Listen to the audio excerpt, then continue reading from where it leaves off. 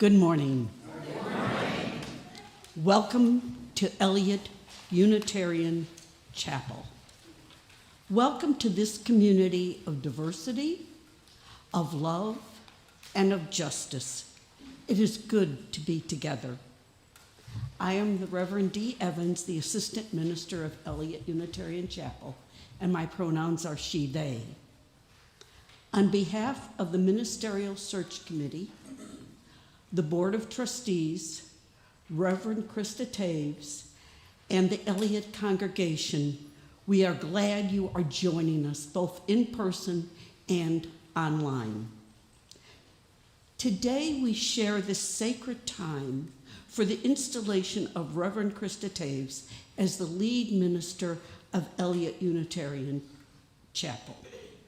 Unitarian Universalism is a denomination based upon covenant. That is, our promises to one another as part of the sacred community. This installation is a joyful celebration of the covenant of the shared ministry between Reverend Krista Taves and Eliot Unitarian Universal Chapel. We begin with greetings from several leaders in our Unitarian Universalist denomination.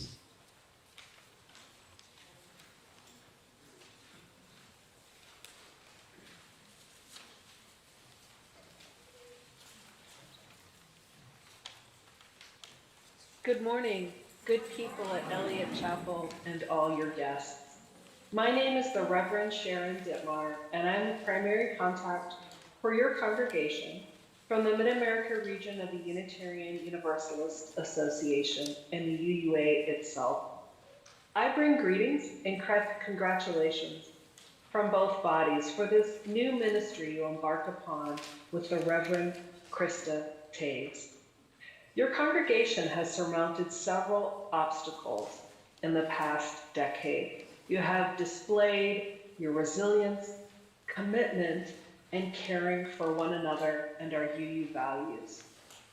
We are so grateful for the mission and ministry you provide in Kirkwood, Missouri, throughout your community and state, to our Unitarian and Universalist congregations and colleagues here and abroad, and to a world desperately in need of your loving and life-saving message. Thank you for all you do. Blessings upon you. I am the Reverend Dr. Adam Robersmith, member of the UUA Board of Trustees and lead minister of the Universalist Church of West Hartford, Connecticut. I am delighted to be joining you across time and space to bring you greetings and congratulations from the wider community of our Unitarian Universalist Association upon your installation of the Reverend Krista Taves as your lead minister. Reverend Krista is a colleague who I have known and appreciated for so many years, from my own early days of parish ministry in the Midwest.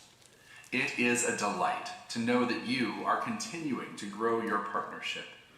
May you have many more years of meaningful and enjoyable ministry together.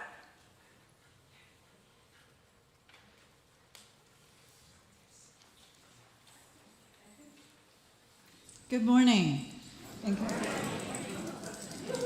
Yay. My name is Jan Taddeo. I am honored to bring greetings to you today on behalf of the 2,100 members of the Unitarian Universalist Association. I serve there as the program administrator, and all of our staff are sending their greetings through me. The UUMA includes students preparing for the ministry and ministers in active service, as well as ministers in retirement. The members of the UUMA serve as chaplains in hospices, hospitals, prisons, universities, and in the military. They serve in a variety of nonprofit organizations, including on the staff of the Unitarian Universalist Association and as faculty and staff in our theological schools. They serve in a wide range of justice-making ministries, and many serve congregations.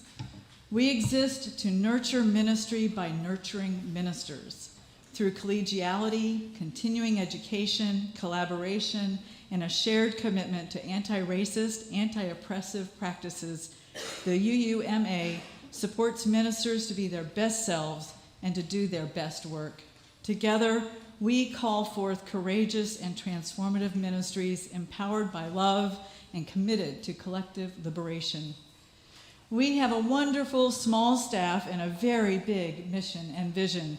The UUMA relies upon its members to help us realize our mission. I am grateful that Reverend Taves is one of our longtime active members and a dear colleague. Her efforts help strengthen Unitarian Universalist ordained ministry, which in turn helps to strengthen congregations and our shared practice of Unitarian Universalism all across the United States and Canada. Unitarian Universalism is a covenantal religious tradition.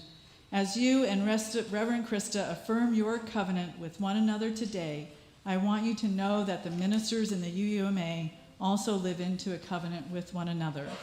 Ours is a covenant of mutual support and accountability in our various callings to serve the holy. The UUMA will do our best to nurture Reverend Krista's ministry, and I pray that you and she together will nurture many beautiful, life-transforming ministries here in this beautiful place. On behalf of the UUMA staff, I offer you our best wishes and prayers for abundant blessings on the path ahead.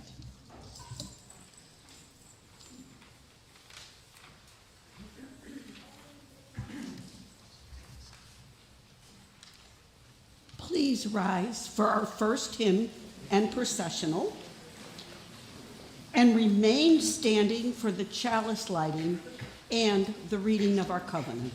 Let us begin.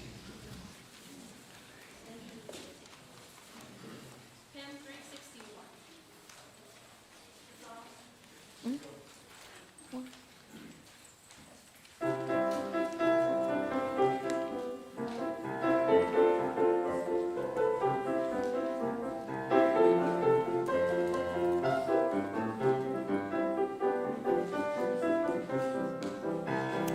Enter, rejoice, and come in.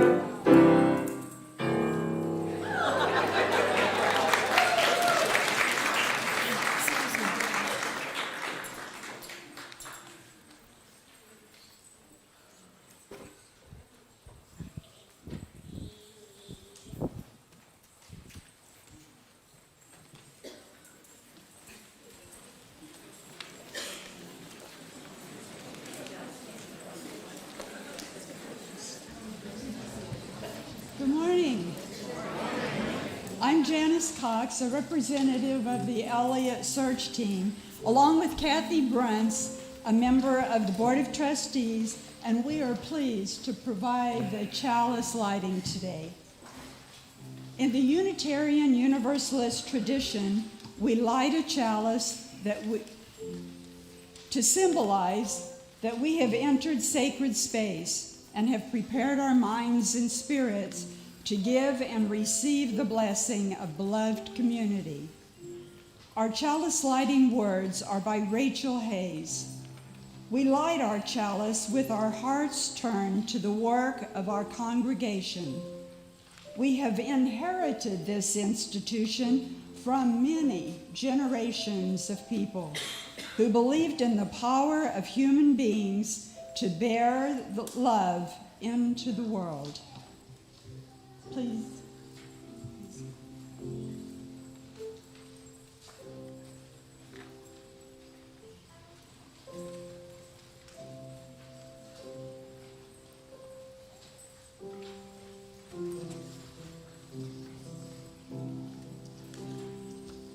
My name is the Reverend Dr. Michael Hennon, and I served as Minister of Pastoral Care here at Eliot Unitarian Chapel from 2012 to 2015. Please join me in reading our congregational covenant, which guides us in how we wish to be together. As a free congregation, we promise to one another our mutual trust and support. To create love community, we promise to be kinder to each other than we have to be. To listen fully to each other with an open mind and heart. To speak responsibly and respectfully. To find ways to improve our church for all members and friends.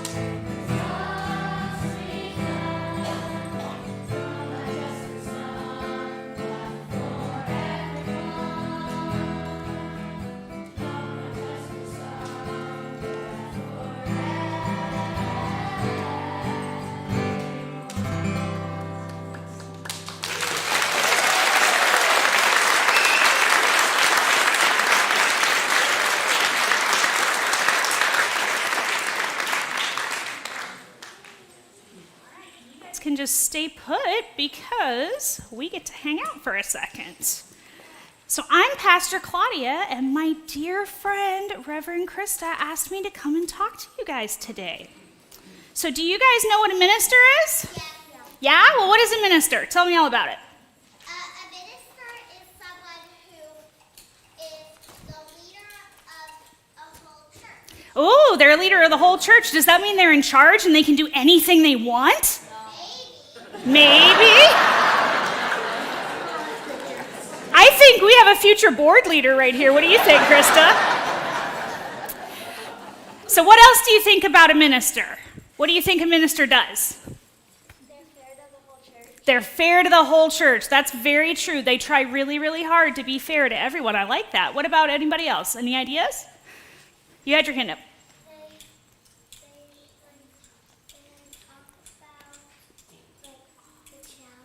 They talk about the challenge. They talk about the chalice. They preach lessons and ideas. And they're kind to each other. And they're kind to each other. That's true. How about you?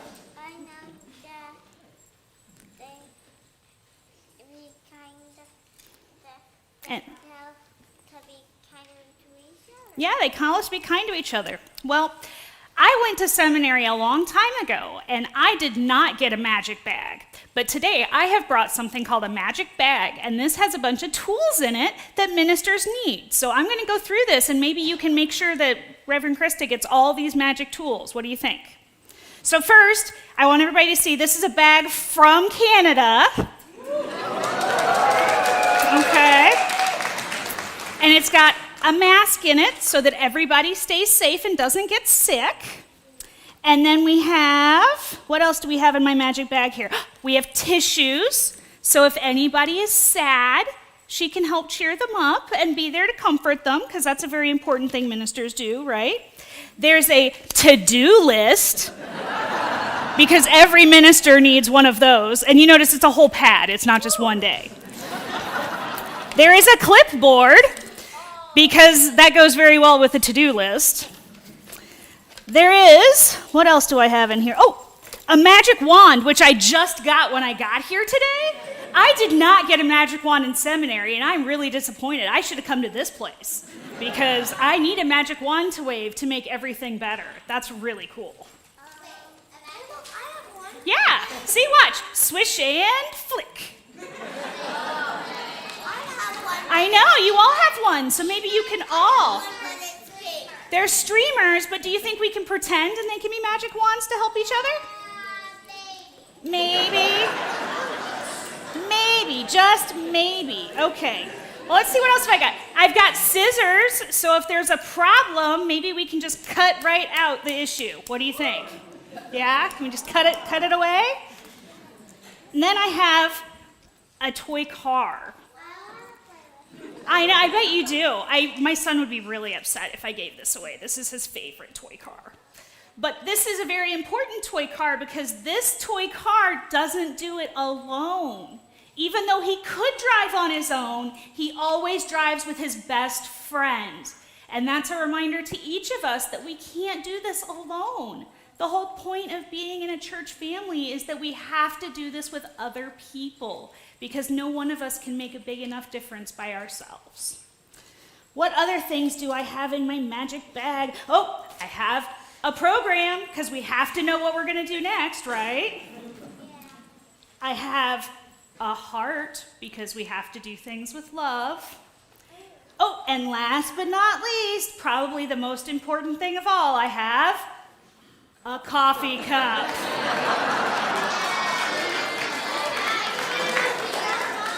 So whenever you guys see Reverend Krista, think about the magic bag of minister stuff and the ways that you can help her do nice things for each other and for this congregation, okay? Have a wonderful day.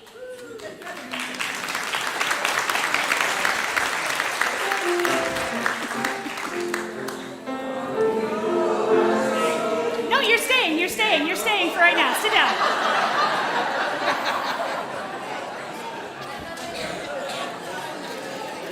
Because you guys are an important part of the congregation, so you get to stay for the next step.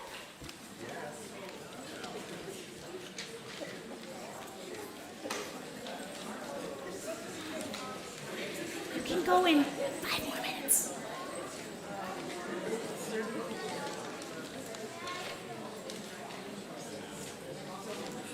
Yeah. I understand. Yeah.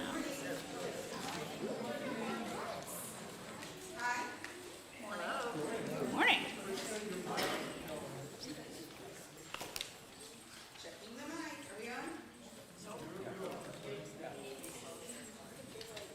Yes?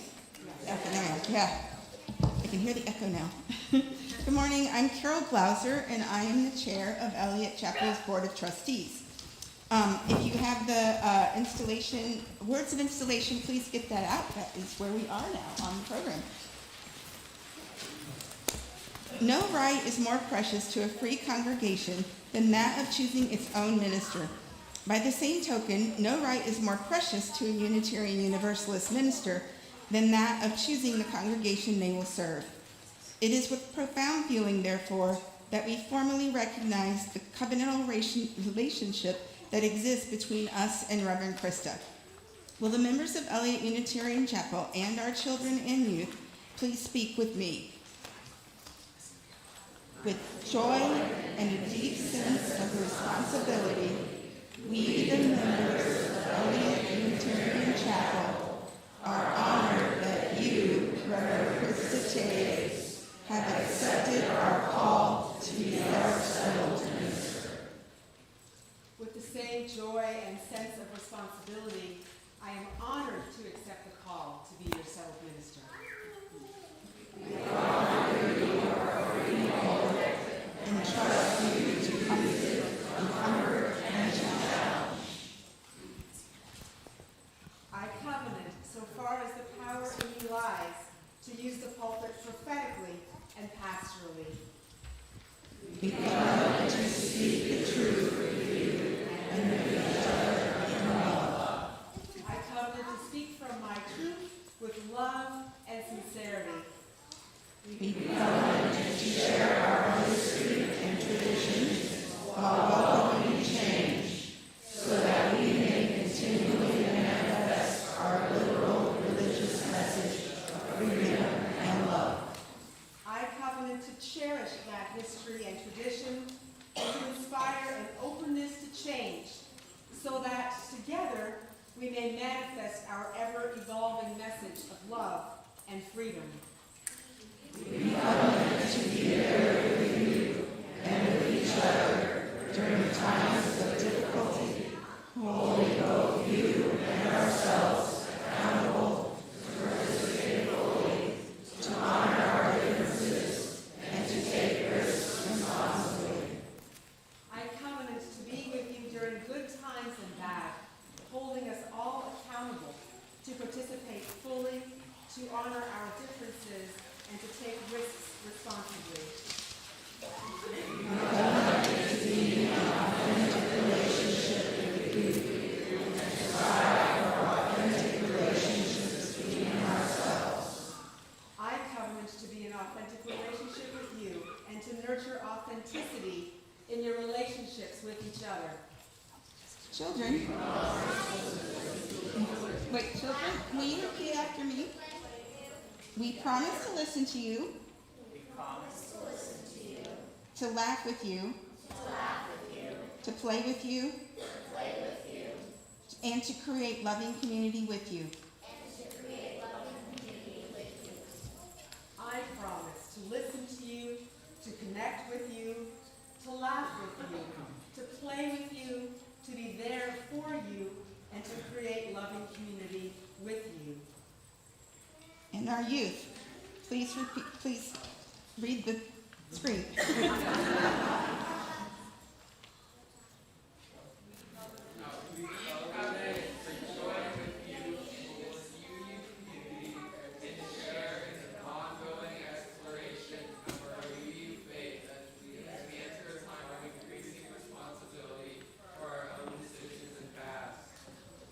I promise to welcome you fully into this UU community, to support your growth as Unitarian Universalists, and welcome the many ways that you are changing. We covenant to be there with you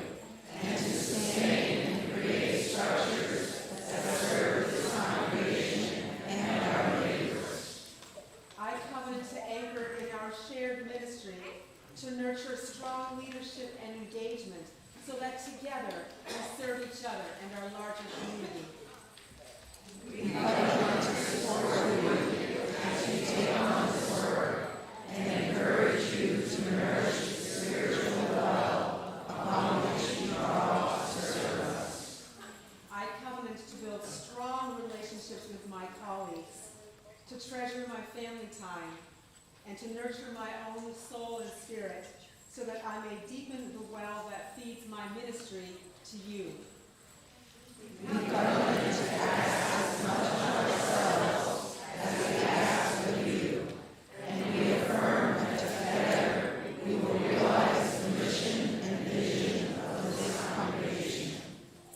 I covenant to open my heart to you and our children and youth, and to hold the well-being of this congregation and our mission and vision at the center of my ministry. And in the spirit of the sacred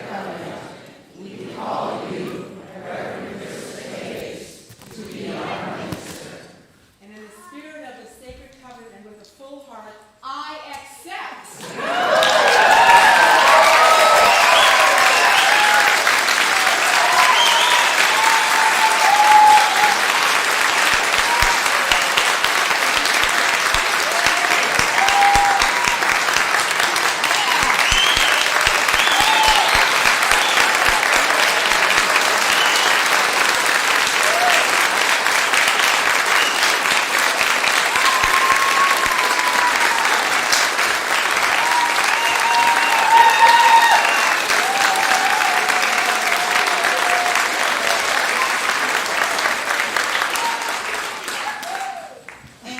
And now we will sing our children out.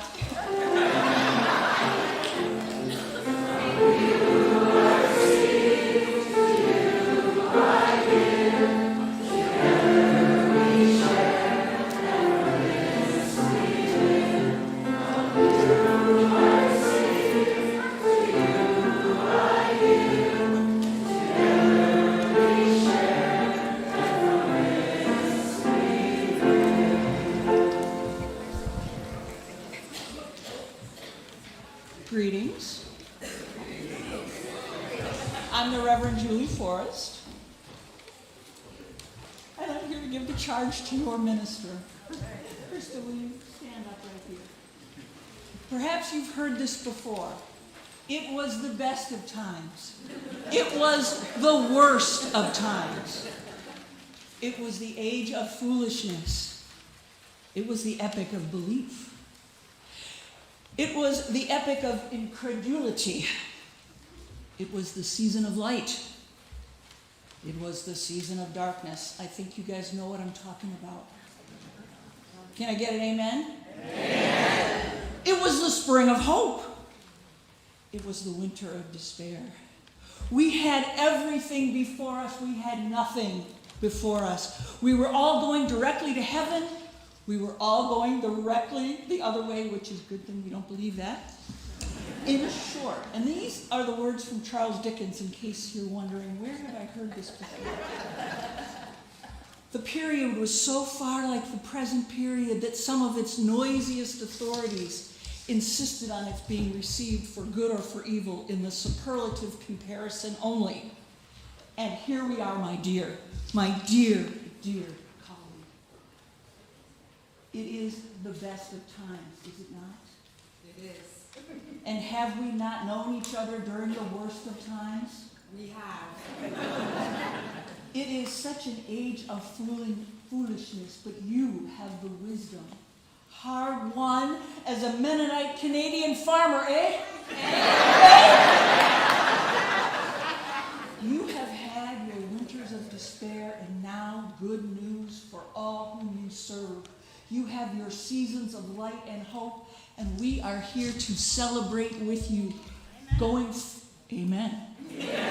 One of my favorite words. Going forward, as you continue to serve this congregation, remember, you have everything before you. You have all the tools, including the new band, the gifts, the wisdom, and the compassion for the times when it seems like they have no thing. They will have you. You are quite simply enough. Blessed be, and amen.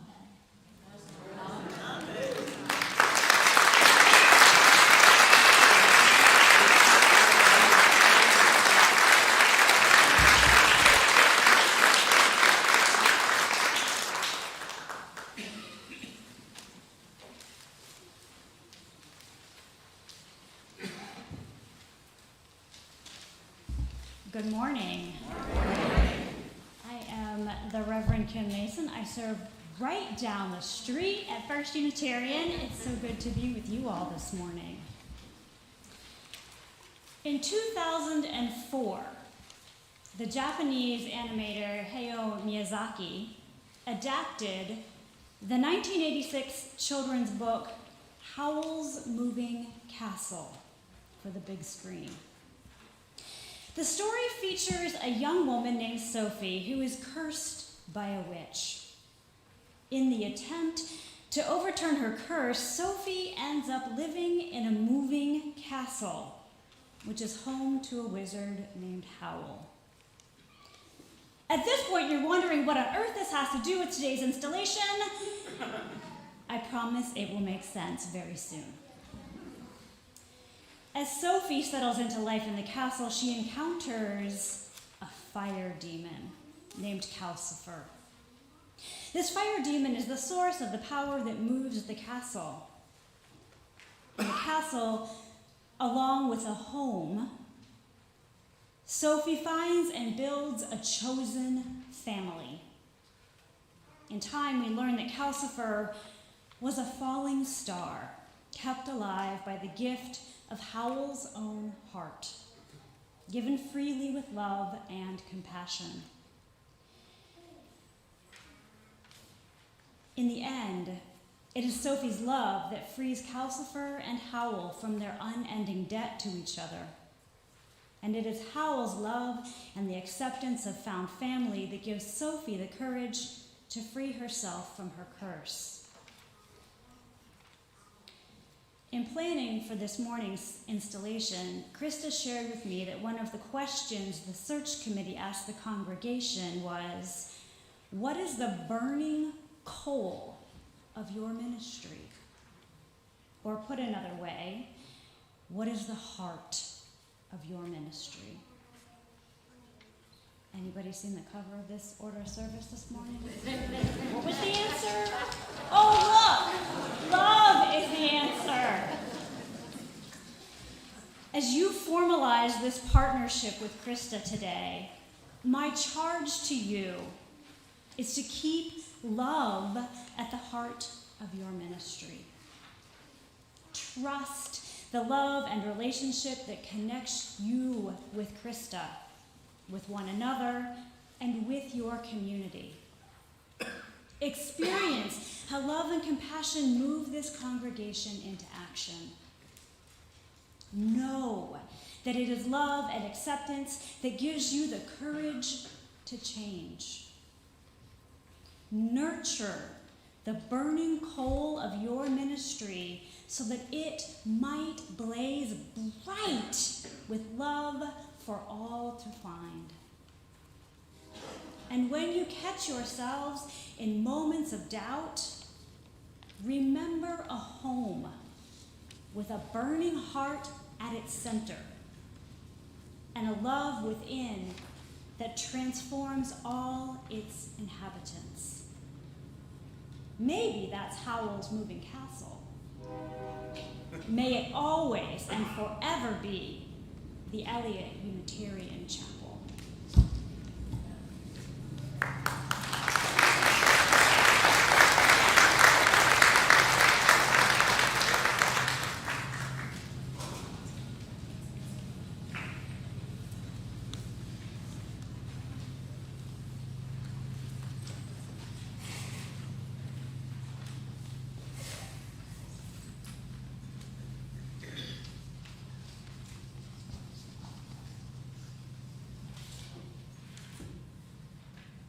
Let us join in the spirit of prayer and meditation.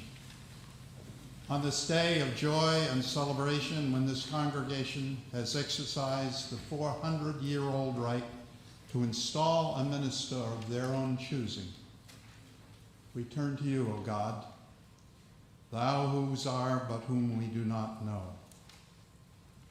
Help us to remember that we are surrounded by a mighty cloud of witnesses, those no longer with us, who in their lives gave much of their treasure, labor, and heart, that we are free and gifted to gather in this time and this place.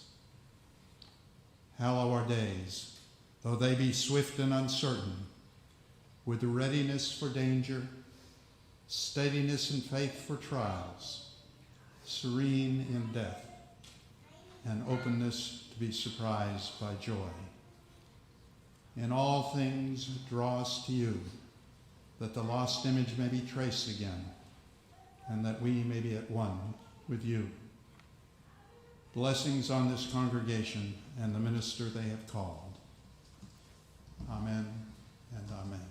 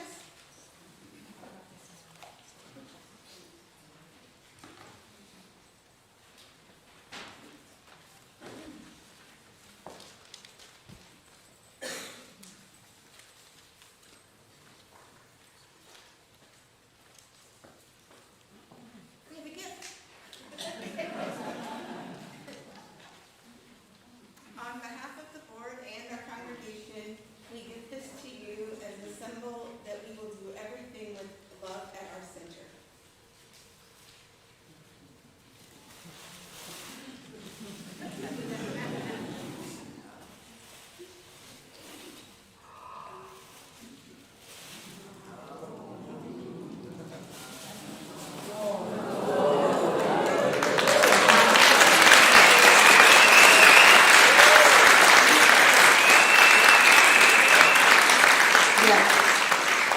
You have to slip it through the microphone. Oops.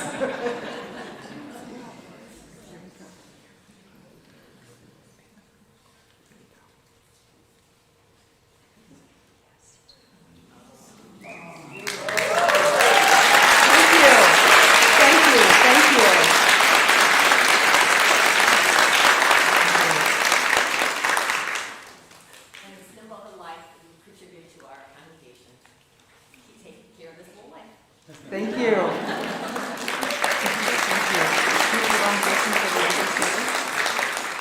And now for my gift to you, I'd like to invite my dad up, and we're going to sing for you. Yes. Let's just make sure his microphone's on. I think we might have.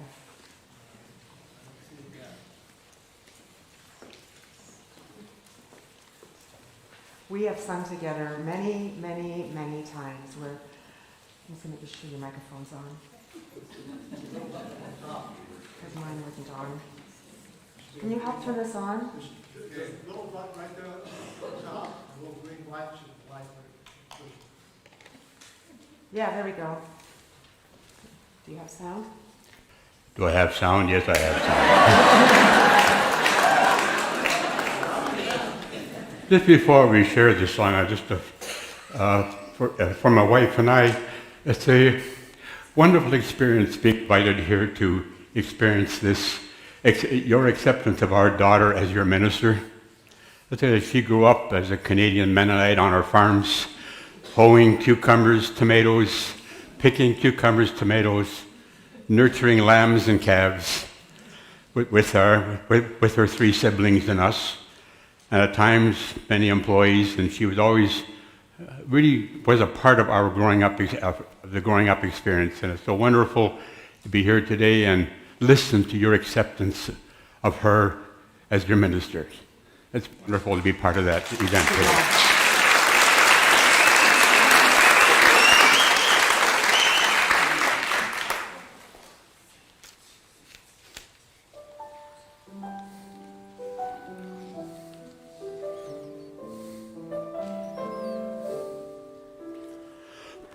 Perhaps love is like a resting place, a shelter from the storm. It insists to give you comfort. It is there to keep you warm. And in those times of trouble, when you are most alone, the memory of love will king you home. Perhaps love is like a window, perhaps an open door.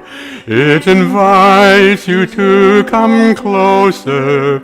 It wants to show you more. And even if you lose yourself and don't know what to do, the memory of love will still see you through. Oh, love to some is like a cloud, to some as strong as steel, to some a way of living, for some a way to feel. And some say love is holding on, and some say letting go.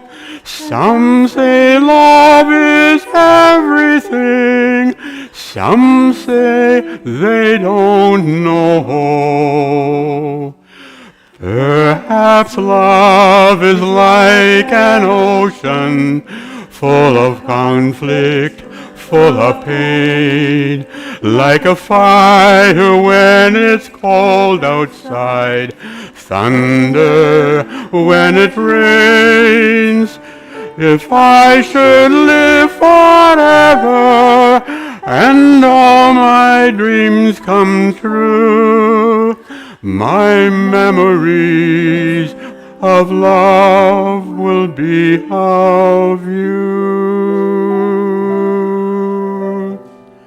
Memories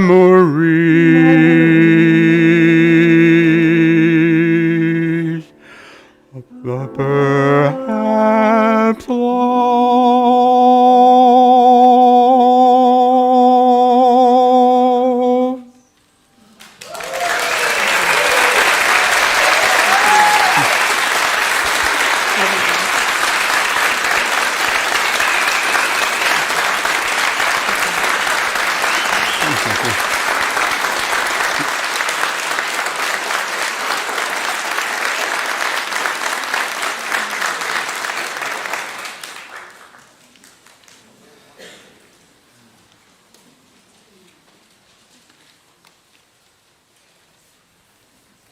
Hello. I'm Reverend Suzelle Lynch, recently retired from Unitarian Universalist Church West in Brookfield, Wisconsin, and your Krista is one of my most cherished colleagues. It is an honor to be here with you this morning. So one morning, at the Unitarian Universalist congregation I served in Washington State, before Wisconsin, a tall, gaunt man rose from the front row, moved to the pulpit, and said, "I know some of you are surprised to see me here. I'm somewhat surprised myself. I know what you think of me. I'm a jerk, maybe even an a-hole. I know that. It's true. But I'm up here this morning because I have something important to say to you. I'm sorry. I love you, and I need your help."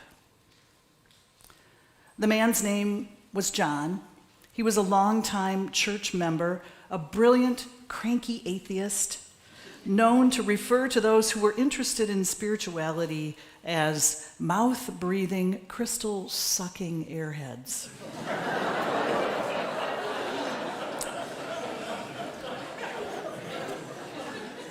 John was an introvert who preferred to stay in the background while contributing generously to every financial campaign. He had recently been diagnosed with bone marrow cancer. In fact, he was the head pathologist for Kitsap County, Washington, and that meant he analyzed his own sample and diagnosed his own condition, and it was terminal.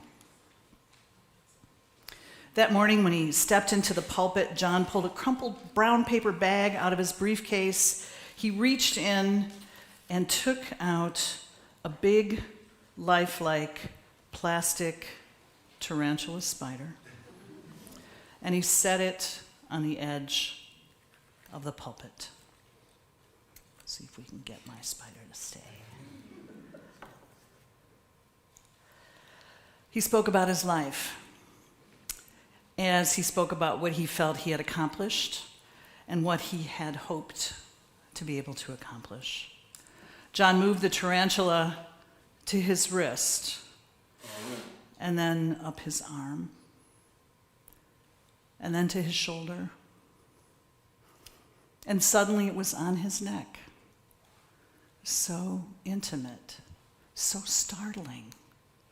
This threat to his life he hadn't known was there until it was too late. At the end of his sermon, John pulled something else from his briefcase. It was a string of crystal prayer beads. And he held it up and he said, "You know, I used to unleash harsh sarcasm on anyone who used the word spirit or prayer, and especially on anybody who tried to offer me something like this. Don't get me wrong. I'm still an atheist and I'll always be a skeptic. But now I implore you, bring on your crystals, bring on your incense, bring on your prayers. I'll take them all." And then he turned back to his crumpled paper bag and he said, "I have a gift for each of you today. A gift I hope you'll accept with my love. The bag was full of lifelike plastic tarantulas and scorpions, including this one. Love. This spider was a gift of love. Love drove John to give his sermon, love for the life he was losing, love for the people who cared for him despite his disdain, love for the community he'd helped sustain for decades, a community which would soon go on without him. He gave each of us who were there a gift of love, a tangible reminder that it's never too late to love, a reminder that love is the way. Love is the way. Love is our Unitarian Universalist way, here and now as we gather for this amazing occasion. You have installed Reverend Krista Taves.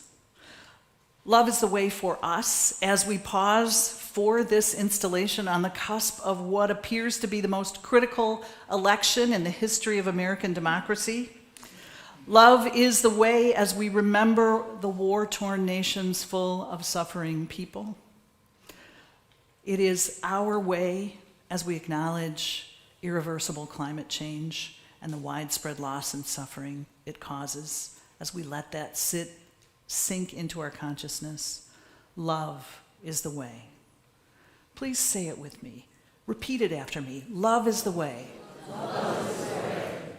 This is important because love is what undergirds and guides everything that we do as Unitarian Universalists. It guides everything we do to protect and uphold democracy, to build peace and seek justice, to ease suffering, create beloved community, and care for our planet. Love is the way.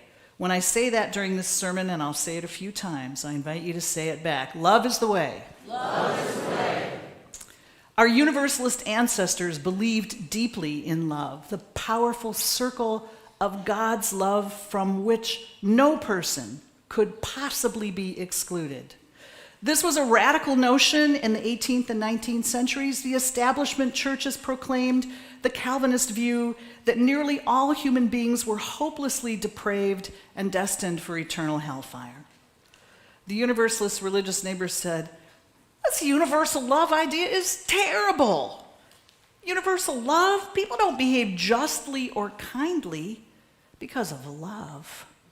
Only fear of judgment and punishment can make us moral." Governments were on board too. What better form of social control could there be than power over the disposition of a person's eternal soul? But the Universalists persisted. They persisted in believing that our goodness is inspired by our gratitude for God's love for us. You got to listen to this carefully. I know you've heard it before, but our Universalist ancestors had a particular understanding of how we operate. While they didn't deny that threats could get us to change our behavior. Anybody here changed your behavior because of a threat? Yeah, me too. But they affirmed that the prime mover of our goodness was the desire to be in deeper relationship with a loving God. They affirmed that the great religious commandment to love God with the full outreaching of heart and mind, and that we do this best by loving our neighbors. The Universalists preached it, but even more, they practiced it. They put their hands into service, making it real, building heaven on earth, a society where divisions between people would be broken down and everyone would have what they needed. Working alongside their Unitarian neighbors, love called them to ease human suffering by working against slavery, by helping establish the American Red Cross, by creating and sustaining settlement houses that aided immigrants in the early 1900s. My family were immigrants in the early 1900s. Love moved them into the fight for women's rights and workers' rights, and so much more. Say it with me, love is the way. Love is the way. The love that called our ancestors to the work of peace, democracy, justice, and human care is still calling us today. You know far better than I do what love has asked of you here at Eliot Chapel. Reverend Krista knows too. She knows who you are and how you love. And though we are living through times of great fear and uncertainty, she is fully committed to your mutual work and thriving. In my former ministry, love meant acting in solidarity with the families of 3 young men of color who were murdered one by one by a single police officer in my suburban Milwaukee neighborhood. It was terrible. Each time this officer killed someone, he was exonerated of all charges, and he went on to kill again. The family of the second young man, Jay Anderson Jr., asked me to accompany them to the district attorney's office to view the enhanced video from the police cruiser's dash camera, footage which clearly showed an unarmed young man shot in cold blood. My congregation and I were outraged.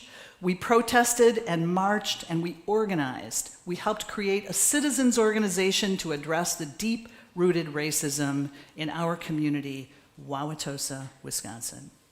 And when there was no justice after the slaughter of the third young man, some of my congregation members joined me in facing down the National Guard and other militarized police units called in by our mayor in a ridiculous attempt to protect the community from violence. Protect the community with violence? It was terrifying to stand with the friends and family members of Jay Anderson Jr. and the other 2 murdered young men as cops in riot gear bellowed through bullhorns and began to advance on us, beating on their body shields. But how could I walk away? Love for these families and for my community meant staying put, even in the face of tear gas and further violence. I am proud to say that the efforts of my congregation resulted in significant change in police procedure and in the establishment of a city equity and inclusion commission. Is the work done? No. But the seeds of love we planted with protests and organizing are bearing fruit. Love is the way, yes? But it's not only in the search for justice that love shows us the way. One day, when I was serving my first congregation in Bremerton, Washington, my office phone rang, and I answered, "Good morning, it's Reverend Suzelle," and silence. And then, just as I was about to hang up, a faltering voice said, "Hello? Is somebody there? Hello, hello." The caller wanted to know what we believe. And she especially wanted to know if divorced people were allowed in the congregation. I did my best to answer her questions about our faith, and I explained that divorced people were warmly welcomed. I noted that our members included people from so many different family configurations and walks of life, including multiracial families like mine, single people, single parents, white people, people of color, LGBTQIA plus people. "Wow," she said, "that sounds amazing." She said her name was Rosemarie, and she promised to come the next Sunday. Well, do you think she showed up? No, she didn't show up that day or the next one, and I stopped watching for her. How many of you have ever walked through the doors of a new faith community? Many of us have. Oh, I have. I'm retired. It's really hard. But a few weeks later, as I was greeting people after the service, there she was with twinkling blue eyes. "Are you Rosemarie?" I said. "You remembered me," she said. Rosemarie kept coming to church. She made friends and began serving coffee on Sundays. Many months later, she told me what had been happening in her life on the day she called. "Suzelle, I was at the end of my rope," she said. "My daughter was furious with me for divorcing her father, and we hadn't spoken in more than a year. I was in constant pain from health issues. My previous church hated divorced people. I was so alone. It seemed like everyone, even God, had abandoned me. Rosemarie had been considering taking her own life. But instead, she opened the phone book and started calling every church in town. But no one answered the phone, she said, except you. Rosemarie joined the membership committee. She trained a team to offer a generous welcome to everyone who came through the doors. And a few years later, she decided it was time to tell that story to the congregation. This church saved my life, she said. Suzelle answered the phone, but all of you made this place my home. You treated me kindly, you listened to me, and you invited me into friendship. You invited me into service. That meant everything to me. The love and belonging of a congregation just like yours saved Rosemarie's life. People like you are lifesavers. She went on to offer that saving love to everyone she could. Love is the way. Love is the way. The political division and environmental tragedies we are witnessing in our nation are terrifyingly real. The suffering of our neighbors in war-ravaged Gaza and Ukraine, and in places like the Sudan, which don't make the news, is so intense it's hard to contemplate for more than a few minutes at a time. We're living in such anxious times, so much tension, we would not be faulted for hiding under the covers until the election, until after the election, or far longer, really. And yet there is within each of us the strength to stay present, the strength to face the truth, the strength to take action. And that strength comes from love. Today, in our celebration of the relationship between a minister and congregation, we affirm this truth. Love is the way. Love is the way. But it can't be your love alone or Reverend Krista's love alone. Love is our way together. Together, our love is the force for good we know our community needs, our nation needs, our world needs. This force of love may not always be grand or sweeping. Perhaps it's contained in simple words of love and apology from one among us who has recently learned his life's limitation. Perhaps it is simply alive in our recognition that we must be the ones to risk doing something that terrifies us in the name of justice. Perhaps it's remembering who our religious ancestors really were and what they held dear and following in their footsteps. And love will always be in the small graces that we offer each other. The life-saving welcome, the cup of coffee, the teaching of our children, the singing in the choir, the offer of a listening ear. As we sojourn through the remaining days before the election, whether we are glued to the news or avoiding it, whether we are working to get out the vote or simply waiting with bated breath and trying to hold on to hope, let us remember, love is the way. Love is the way. We can't know what's going to happen. We can't. But we do know who we are and what we can do. For love is the way. Love is the way. Say it loud. Love is the way. Love is our way. Shalom, blessed be, Ashe, and Amen.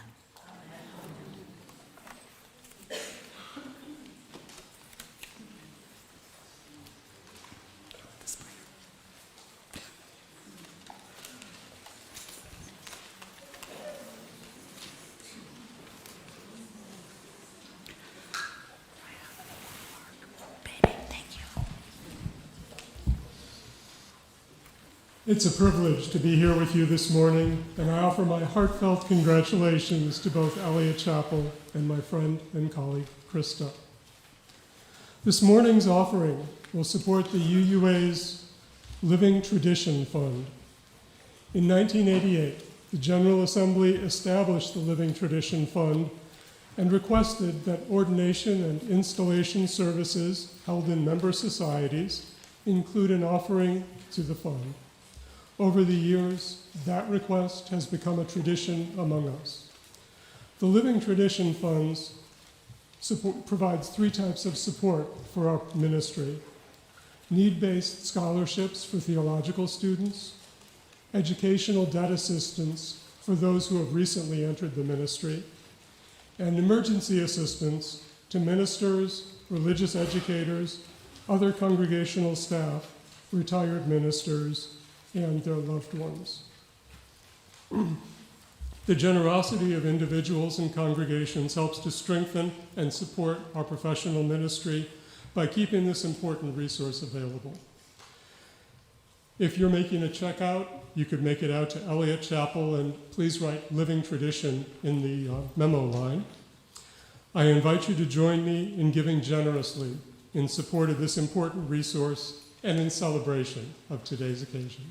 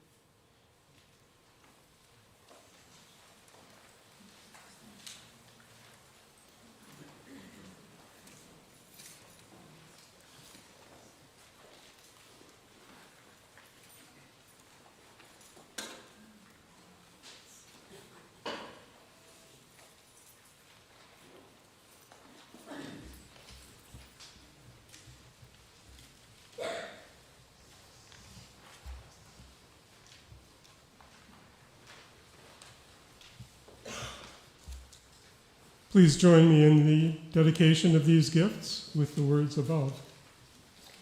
To the work of the Church, which is weaving a tapestry of love and action, we dedicate our lives and these our offerings.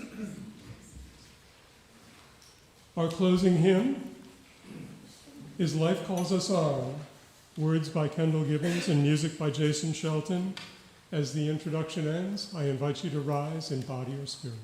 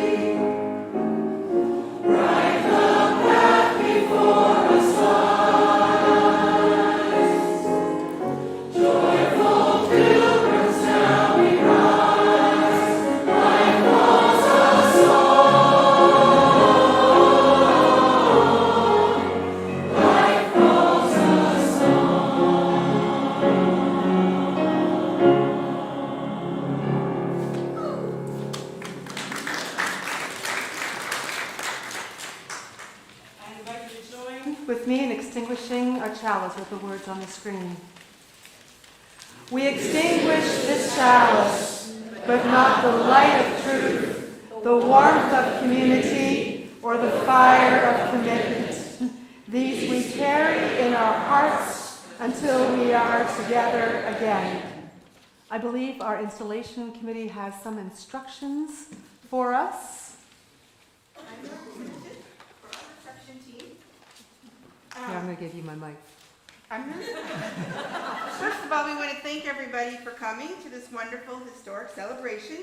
We're going to now move to Adams Hall for the reception, and each household and each child and youth will receive a memory bag from today's celebration. You can pick up your bags as you leave through Adams Hall doors or through the breezeway doors just down from the main entrance. So be sure that you get your bags. And please be seated for one final musical gift.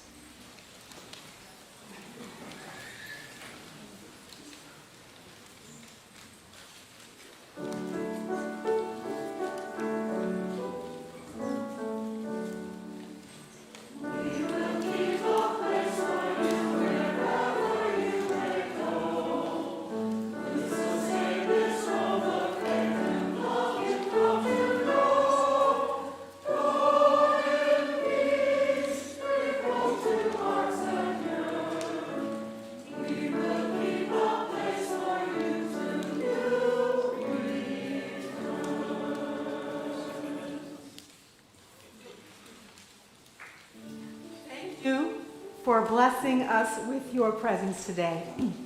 If you're visiting, you came to one hell of a service. I'm so glad you're here. I hope this was a meaningful experience for you. Please fill out the guest form before you leave, and there are hard copies at the entrances and an online form with the digital QR code right there. So before we depart, may the Spirit of life hold you, may love bless you, and may joy find a place in your days. Go in peace.